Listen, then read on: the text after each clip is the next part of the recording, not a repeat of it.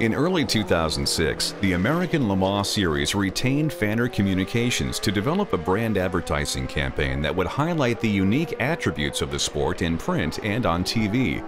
The goal was to define the brand by faithfully delivering the experience of being at an American Le Mans Series race, while also conveying the sophisticated image of the sport.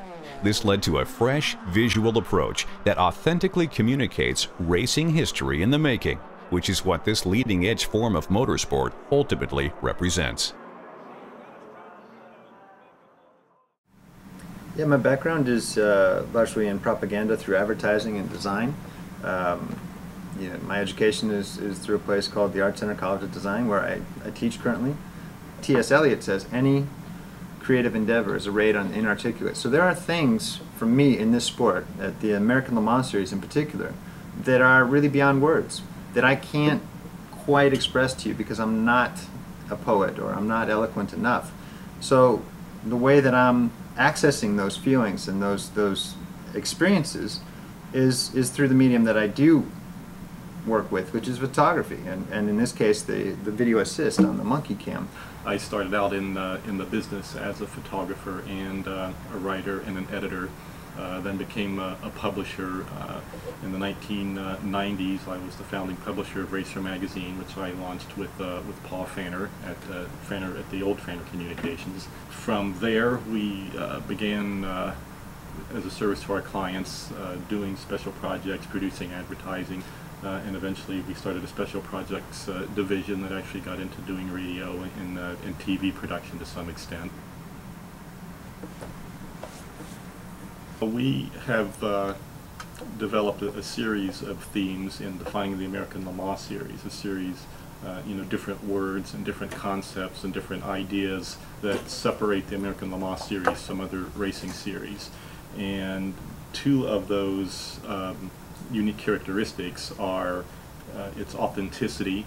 It goes back, to Le Mans, been around for 75 years. It's real road racing. That goes back to the very earliest history of motorsport. So authentic is one of the key defining elements of the American Le Mans Series. So we wanted to do a spot that defined the authentic nature of the series. So that spot features Porsche and Corvette.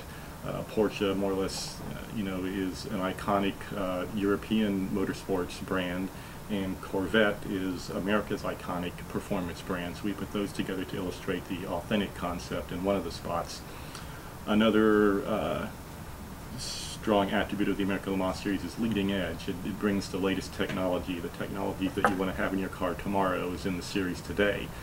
And nothing illustrates that leading edge concept better than the Audi R10 TDI turbo diesels. So we did a spot to illustrate the leading edge concept featuring the Audi.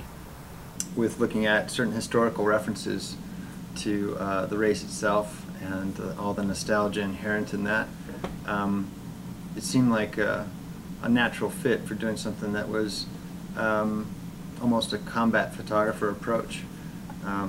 So I proposed to borrow heavily from sort of my war photographer influences. If I grew up on World War II photographers as my first influences, that's still true today in terms of people like Robert Capa back then and his progeny, and people like James Knockway, who was the subject of a Oscar-nominated documentary called War Photographer. And in that film, they use a POV, point of view camera, that shows you what Knockway himself is shooting as he works through in the field. And I thought that was a really interesting idea to possibly do the same thing in terms of showing the photographer's point of view, working through the space there, and seeing what develops.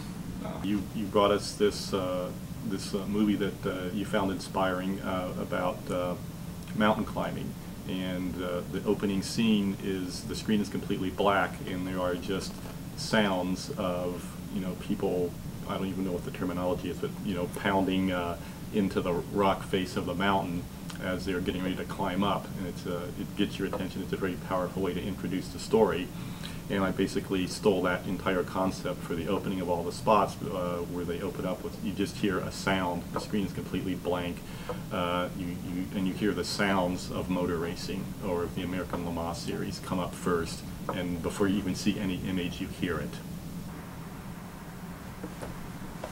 The best photographers I know have real keen intuition about, oh, look at that. And it's so sensitive that sometimes it's just at a whisper, like, psst, look. And so even though that's a place of really chaotic activity in the hot pits, there's very subtle things going on there. And so it's a matter of how you're tuned into that and how you flow to it, because it requires that you're not only participating in a certain way, but that you physically move through the space to the right point of view. The helmet cam was a huge conversation piece. Everybody wanted to know about it. I mean, from Audi to Corvette on down, every place we went with the camera mounted on the helmet, I got stopped and asked about it, and it was almost a certain kind of passport to access, because once they saw that there was real method to the madness, I think I had a certain amount of consideration that maybe some other photographers didn't.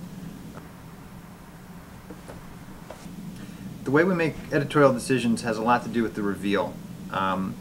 You know, typically when we're shooting, we have the camera to our face, and when that happens, the mirror goes up, and you literally are seeing nothing as the moment of the exposure. So you feel the anticipation of something's about to happen, or it's in process, you know. And but you don't actually see the shot, because the mirror flips up most often, and you see black. And so in the edit, if you've been doing your job properly, you get something of a reward, which is to say that, you know, when other photographers say, I got the shot, most often they've jinxed themselves, because you can't see the shot and get the shot at the same time. Right. So I tend to wait until the edit to see what comes, what actually reveals in the edit, and that's really exciting, because I'll see shots I don't remember taking. The basic concept behind the spot is that we start out showing basically the combat footage from the monkey cam that shows the chaos and the movement and everything that's going on, and you can see your head looking around as you look for cars to make sure you're not going to get run over, that you're not going to get in somebody's way who's on the team. It creates a real sense of chaos and motion, and then to suddenly just flash to the still to see how you look through all of the chaos and all of the excitement and all of the action and actually captured something that expresses a particular moment in time, or that expresses a particular emotion in a really dramatic and beautiful way. I'm very satisfied with the thing. It hits on all the points that we talked about in pre-production. You know, this idea of opening with a sound cue, you know, before we even begin to show video or stills. I mean, all those things. The first time I saw your spot, I did a cheer. I probably would have cartwheeled if I could. But it's really where I saw the thing before we even started, and that's the most satisfying way to work. Our pre-race activities start at 9:30 a.m.